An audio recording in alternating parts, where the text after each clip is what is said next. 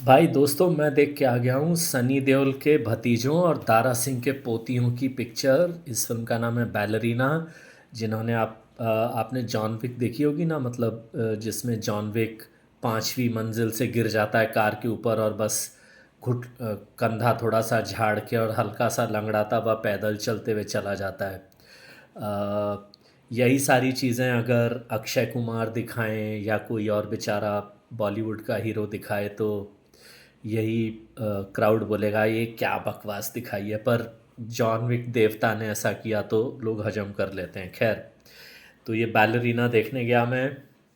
Ballerina में कहानी ये है कि एक लड़की है, छोटी सी ईव, जो अपने बाप के साथ रह रही है। और बाप यही एक किलर कल्ट है, उसका मेंबर है। लेकिन अब उसने वो कल्ट छोड़ दी है तो वो भाग रहा है, बच के अपनी बेटी को बचाने की कोशिश कर रहा है। लेकिन शुरुआत में ही ये जो कल्ट वाले लोग हैं वो आके उसको मार देते हैं। और इस जैसा उनकी परंपरा है कि वो लड़कियों को भी किडनैप करके उनको भी ट्रेन करते हैं और उनको भी फाइटर बनाते हैं। तो इस लड़की को वो किडनैप करने की कोशिश करते हैं, लेकिन लड़की किसी तरह से बच के भाग जाती है। और फिर वो उसको ट्रेनिंग की जाती है जॉन विक की, जो जॉन विक का जो क्लब है। ये सारे लोगों के अपने अपने क्लब और अपनी अपने कबीले और अपनी अपनी परंपराएं हैं, ऐसा दिखाया गया है। पुलिस तो सारी दुनिया की इन फिल्मों के हिसाब से चरस मार के सो ही रही है। तो यही सब लोग करते हैं। और बॉस, अच्छी अच्छी कंपनियों में इतना सिस्टमेटिक नहीं है कि भाई फलाने के ऊपर इतना दाम और फटाफट प्रमोशन होता है कि अब तेरे सर पे 4 लाख रुपए का था, अब तेरे सर पे 8 लाख रुपए का इनाम अगर तुझे कोई मारेगा। इतनी तेज़ी से अगर कॉरपोरेट वर्ल्ड में प्रमोशन होते इतने सिस्टमेटिक, तो लोग इतने फ्रस्ट्रेटेड नहीं होते। मतलब क्या सिस्टमेटिक माफिया है। और इसमें जैसा मैंने कहा, तो फिर ये लड़की भाग रही है, फिर इसे पता चलता है कि हाथ पे क्रॉस का निशान होता है लोगों के, जिस कबीले के लोगों ने उसे मारा है। फिर उसे पता चल जाता है कि ये कबीला किधर मिल सकता है। फिर वो ढूंढती हुई उस कबीले पे जाती है और लगभग 2-2.5 हज़ार लोगों को मारती है शायद वो पूरी फिल्म में। और उसके बाद जिस आदमी ने उसके बाप को मरवाया होता है उसको भी मार देती है। ये कहानी है। वही इसमें वही ताबड़तोड़ एक्शन सीन है।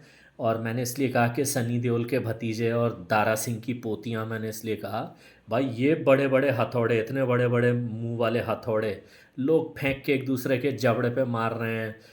आपके मेरे जबड़े पे ऐसा एक हथौड़ा पड़ जाए तो या तो मतलब फिर जिस कंपनी में आप और मैं काम कर रहे हो वहाँ पे एक दिन की छुट्टी डिक्लेयर होगी, या फिर हमारा फ़ोटो अखबार में छपेगा कि मतलब अच्छा आदमी था, वो वाली न्यूज़ के साथ। इसमें भाई लोग मार रहे हैं एक दूसरे को हथौड़े और चक्कू। हथौड़ा पड़ रहा है, धाड़ आदमी को लगी, उसने ऐसे करी और फिर वो लड़ने घूसम पट्टी चालू है। मतलब कौन सा च्यवनप्राश, कौन सा वे प्रोटीन क्या खाते हैं ये लोग। दे दबादब चक्कू घोंप दिए किसी में 6-7 बार, वो फिर ऐसे हटा के फिर घूसम पट्टी कर रहा है।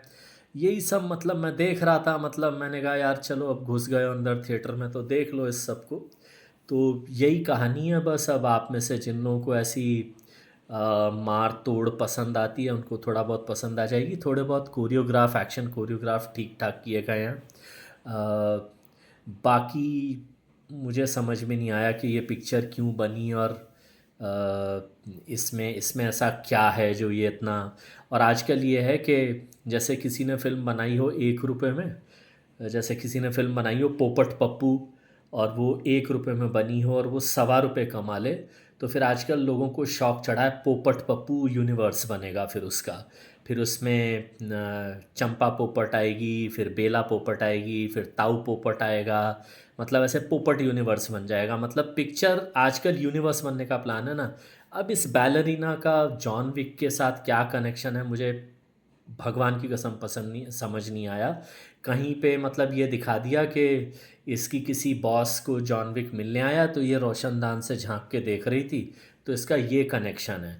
तो इस हिसाब से तो मैं नरेंद्र मोदी यूनिवर्स का मेंबर हो गया। जब भी हमारे शहर में आते हैं वो तो मैं भी झांक के रोड पे से देख ही लेता हूँ कि गाड़ी में से जा रहे हैं। पर चलो कोई बात नहीं है। ऑन दैट नोट, ये फ़िल्म है, देख लो जाके, अगर देखना चाहो तो, ना भी देखो तो कोई फ़र्क नहीं पड़ेगा।